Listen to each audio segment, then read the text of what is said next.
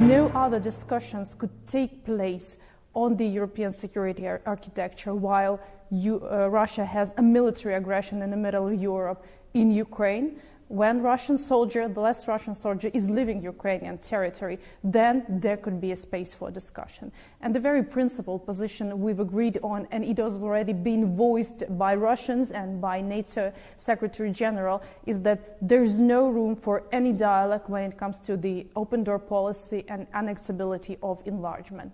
So this has put on Russia in a framework that no discussions on the ultimatums could take place. And the principal position of Ukraine is that aggressor is not in a position to put any lines. Does Ukraine want to be a part of NATO then?